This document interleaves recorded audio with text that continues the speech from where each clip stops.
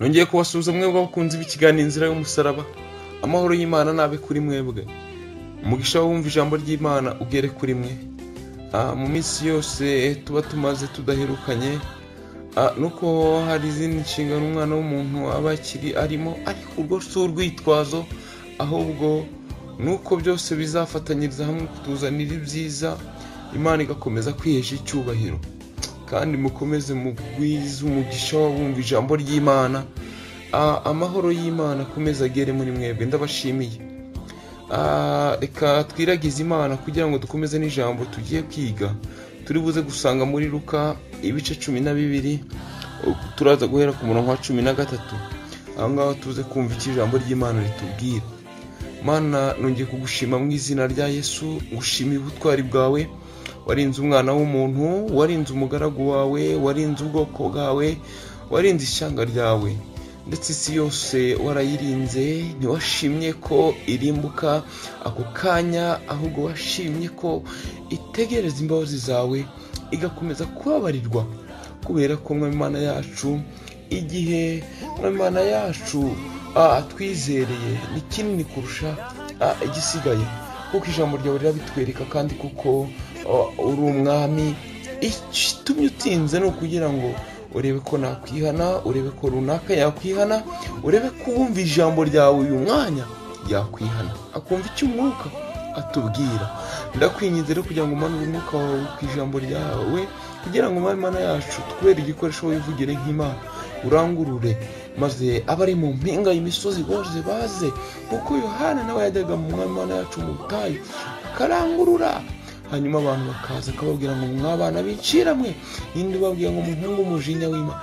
Nuko rero n'abandi natwe twese tubuko, maze tuzabona uko duhunga umujinya w'Imana. Urakoze nyiribi, mu izina rya Yesu Kristo umwami wacu bisabye nizeye, amen. Ijambo ry'Imana dusanga muri Luka ibice 12 umurongo wa 13 turatubwira ngo, umutwe w'amagambo uravuga ngo umutunzi w'umupfapfa. Reka dusome ku murongo wa 13 tugeze kwa 21. Haravuga ngo, nuko umuntu umwe wo muri iryo teraniro aramubwira ati, mwigisha, bwira mwene data tugabane imyandu. Nawe aramusubiza ati, wa mugabo we, ninde wanshizeho kuba umucamanza wanyu, cyangwa ngo ngabanye ibyanyu? Aramubwira ati, mwitonde kandi mwirinde kwifuza kose, kuko ubugingo bw'umuntu butava mu bwinshi bw'ibintu bye. Nuko abacira umugani ati, hariho umukungu wari ufite imirima irumbuka cyane, nuko aribaza mu mutima we ati, ndagira nte ko ntafite aho mpunika imyaka yanjye? Aribwira ati, ndabigenza ntya, ndasenya urugarama rwanjye, nubaka urundi runini, abarimwo mpunika imyaka yanjye yose n'ibintu byanjye. Nibwo nzabwira umutima wanjye nti, mutima, ufite ibintu byinshi bibikiwe imyaka myinshi. Ngaho ruhuka, urye, unywe, unezerwe. Ariko Imana iramubwira iti, wa mupfu we, muri iri joro uranyaga ubugingo bwawe. Ibyo wabitse bizaba ibyande. Niko umuntu wirundanirizaho ubutunzi amera, atari ubutunzi mu by'Imana. Haleluya bene data. Iryo ni ijambo ry'Imana twumvishe muri Luka ibice 12 ku murongo wa 13 kugeza kwa 21. Ijambo ritubwira ngo umutunzi w'umupfapfa. Yesu yari arimo kwigisha, yabwiraga abantu ngo be gutinya ng'abantu ngo bakwica umubiri, ngo batashobora kwica ubugingo. Icyo gihe yari arimo yigisha mu iteraniro ry'abantu, ngo byari ibihumbi byinshi byari aho ngaho. Iyo usomye mu bice 12 ku murongo wa 1 uhita umenya aho yari arimo yigisha. Maze umugabo umwe araza aramugerageza, aramubwira ngo nabwire mwene se, ngo maze ngo bagabane ngo imyandu. ngo abagabanye, mbese ubwo ni ntacyo yari ashaka kumubwira. Ariko Yesu yaramubwiye ngo wa mugabo we, ngo ninde wanshizeho kuba umucamanza wanyu cyangwa ngo ngabanye ibyanyu? Yesu yamubazaga ibyo ngibyo nuko yari arebye umugabo yari afite kwifuza mu mutima we, yari ashaka nko kunyaga iby'uwo muvandimwe wiwe. Ariko Yesu Kristo amaze kubireba, hanyuma aramubwira ngo ninde wansizeho ngo mbe umucamanza wanyu cyangwa se wo kugabanya ibintu byanyu? Ariko nyine Kristo nubwo yamubwiye atyo, nuko yari azi ikiri mu mutima umugabo yifuzaga. Hanyuma ngo aramubwira ati ariko abo yabwiye ni bose, kuko ku murongo wa 15 tubwira ko ngo arababwira ati mwirinde kandi mwirinde kwifuza kose, kuko ubugingo bw'umuntu butava mu bwinshi bw'ibintu bye. Ubugingo bwawe mugabo, mugore, mukobwa, musore, mukecuru, musaza, ntago buzava mu byo utunze. Ibyo utunze n'ibyo utunze uzabikorana uri hano ku isi. Ariko ni nayo mpamvu umukene umutinya kujya utagira ikintu na kimwe. Ufite Yesu afite ubutunzi bukomeye, kuko yamwakiriye nk'umwami n'umukiza, akemera imbabazi z'Imana zamushyiriweho kugira ngo niyizera atazarimbuka. Ariko uwibwira ko atunze akaba yitungiye mu by'isi gusa, uwo nguwo akibwira ko nta cyamubuza kubona ijuru. Ndakubwiza ukuri muntu w'Imana, icyaha kiba kiriho gikomeye ni ukuba utaremeye gukizwa ngo wakire Kristo nk'umwami n'umukiza mu bugingo bwawe.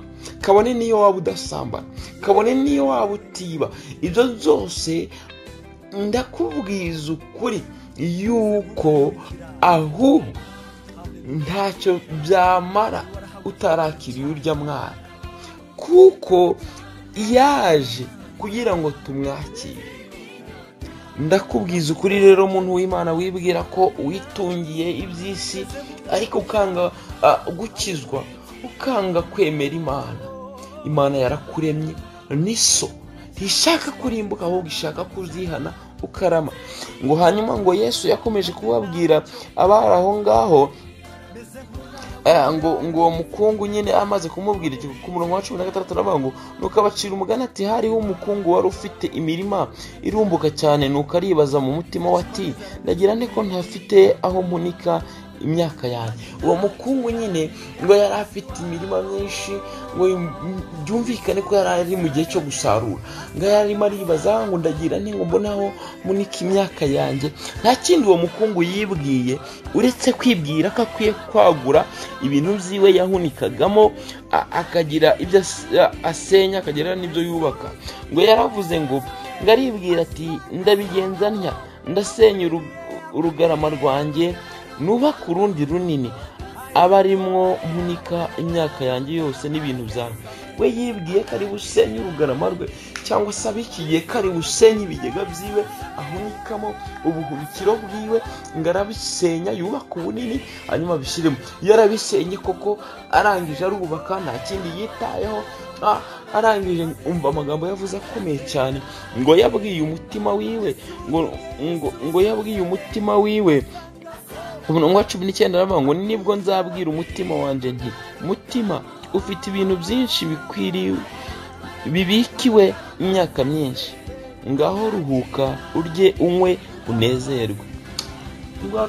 ngo yabwiye umutima we ngo uwo mutima ufite ibintu byinshi ngo bibikiwe ngo ubikiwe ibihe binini cyangwa se ibihe byinshi cyane, ngo ntacyo uzakena, mbese muri make ngo nurye niwinywere unezerwe.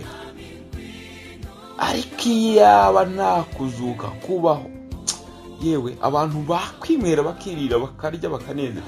Ariko kubera ko hari icyo tuzabaza, umukene wabayeho nabi mu isi uzabaho neza niba ubaha Imana. Nguko muzi ko Lazaro yabayeho nabi mu isi, ariko yahawe ingororano ye, nyamutunze abaho neza mu isi, ariko arangije mu ijuru ntiyagezeyo. ahubwo yabayeho nabi muri Gehinomu, ariko Lazaro yabayeho nabi mu isi, mu ijuru abaho neza.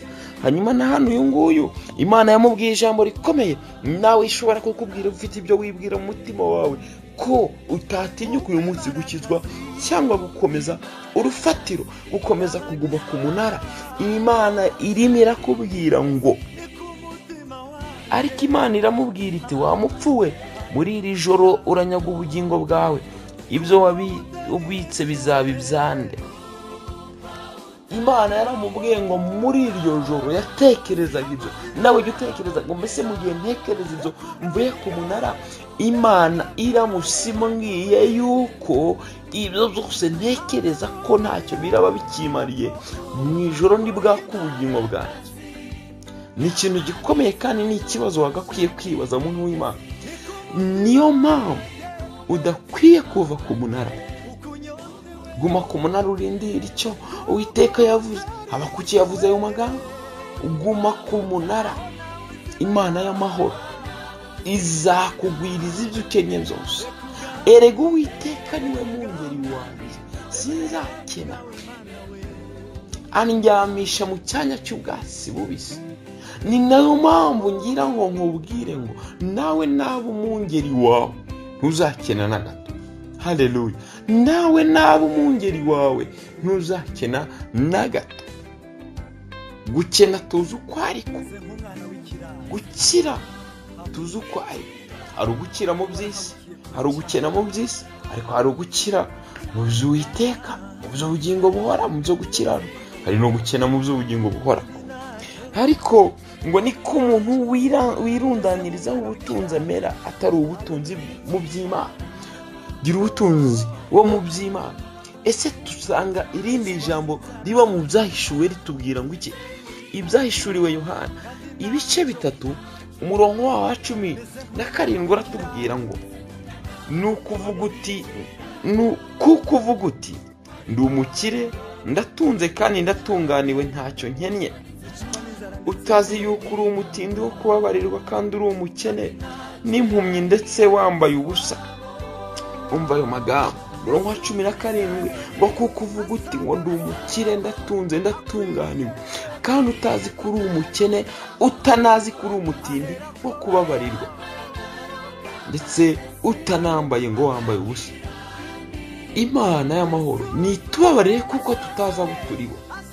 Imana y'amahoro nitubabarire kuko twisize mu by'ubutunzi tutazi ubwo aribwo. Ijambo ry'Imana ryatubwiye ko abirundaniriza ubutunzi bwo mu isi butarimo n'ubwo mu ijuru, ibyo byose ari ubusa. Ntacyo byamarira gutunga iby'isi byose narangiza nkarimbuza ubugingo bwanjye. Nanone kandi hano iri jambo ritwibukije ko twibwira ko dutunze nyamara turi abakene. Hanyuma ku murongo wa 18 tubwira ngo iki? Ngo dore ndakugira inama. Imana irimo iratugira inama ngo ngureho izahabu yatunganijwe mu ruganda, ubone uko uba umutunzi, kandi ungureho n'imyenda yera kugira ngo mwambare isoni z'ubwambure bwawe zitagaragara. Kugira ngo wambare isoni z'ubwambure bwawe, nambare isoni z'ubwambure bwawe, mbone uko ntaza kugira ikimwaro. Imana irimo iratubwira uko dukwiye kugira ubutunzi. Ariko ijambo ry'Imana tujye turyibuka ritubwira ngo mubanze mushake ubwami bw'Imana no gukiranuka kwayo, ibindi byose muzabyongererwa. Ibyo byose nituzajya tubyibuka bizajya bidufasha, kuko bizadufasha kuba twarinda umubiri wacu kujya muri Gehinomu, kuba twarinda umubiri wacu kujya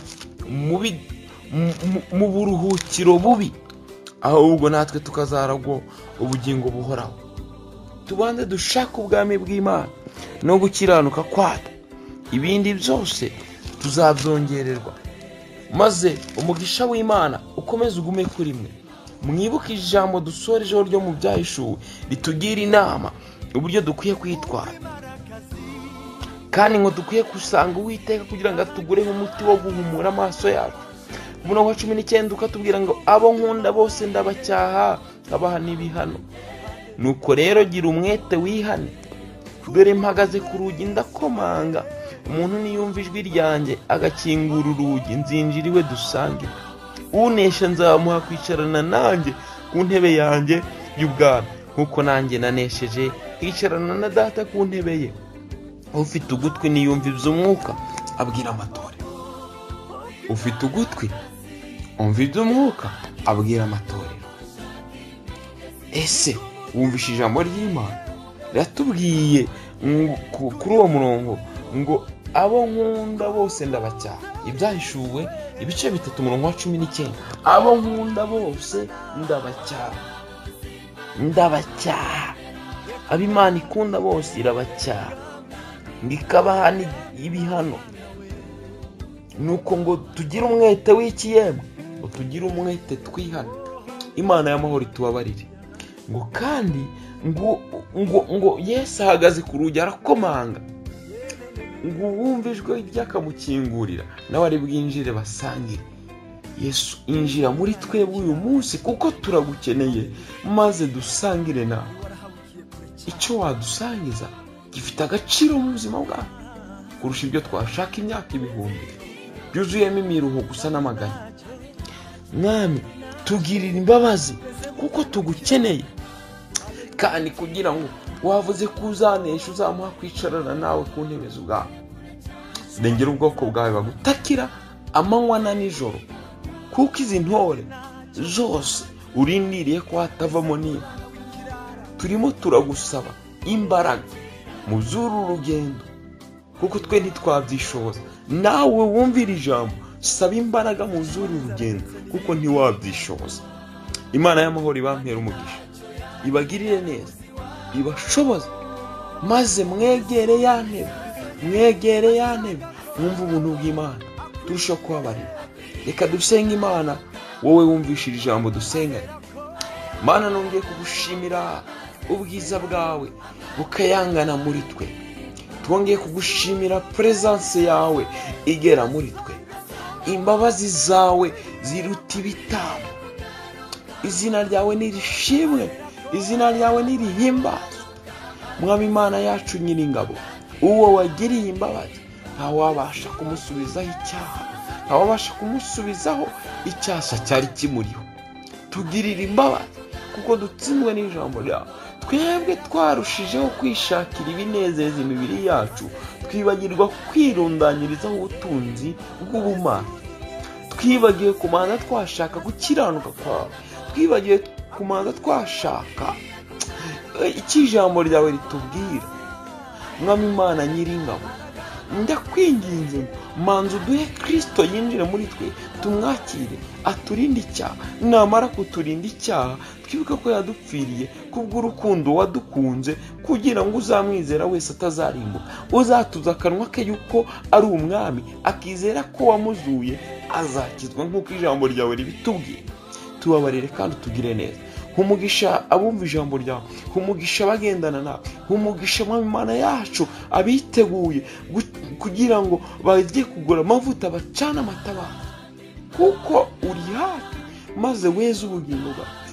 Tumenye iby'iyi minsi n'ibihe turimo, tumenye ko ari iminsi yo guhumuka.